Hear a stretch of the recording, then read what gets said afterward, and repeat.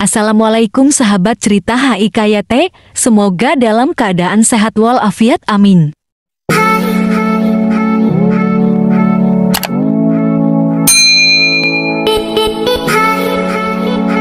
Berhala atau patung adalah hal yang umum disembah bagi kebanyakan orang sebelum masa-masa Islam datang, sehingga timbullah stigma dalam Islam.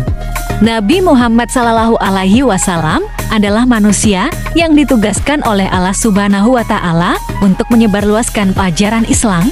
Namun, kehadirannya pada masa-masa patung menjadi sesembahan bukanlah hal yang baik, sebab beliau seakan menghancurkan apa yang sudah mereka sembah selama ini. Padahal, patung yang mereka sembah adalah sumber dosa. Makanya, pada masa Fathu Makkah, benda yang pertama kali dihancurkan Nabi Muhammad SAW adalah berhala atau patung agar tidak lagi dijadikan sesembahan.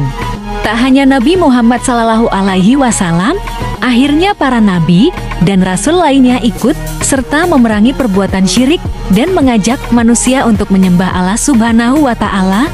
Lalu dalam sejarah Islam, tepatnya pada masa Nabi Nuh alaihissalam, berhala yang pertama yang disembah manusia bernama Wad. Sebenarnya, Wad adalah seorang manusia saleh yang hidup penuh, dicintai oleh para orang di sekitarnya. Namun, suatu ketika ia meninggal, sehingga kesedihan pun menyelimuti rakyatnya.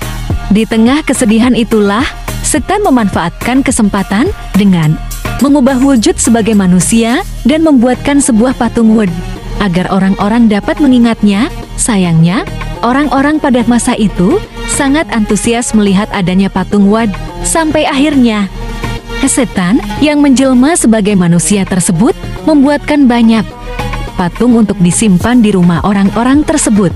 Dalam riwayat Ibnu Abbas menjelaskan setelah kematian orang-orang saleh itu, setan mengilhami umat mereka untuk mendirikan patung-patung di tempat-tempat di mana mereka biasa berkumpul.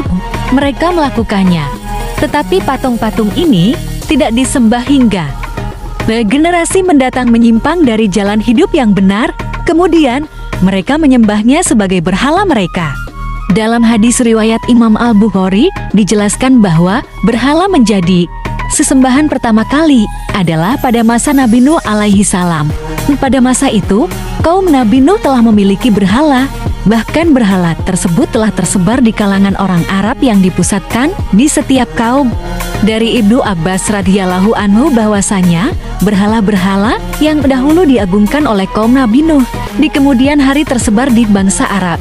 Wad menjadi berhala untuk kaum Kalb di Daumatul Jandal, Suwa untuk Bani Hudzail, Yafits untuk Murad, dan Bani Gutaif di Jauf, tepatnya di Sabah. Padahal Yau adalah untuk Bani Hamdan, sedangkan Mase untuk Himyar keluarga Zulkala. Itulah nama-nama orang saleh dari kaum Nabi Nuh.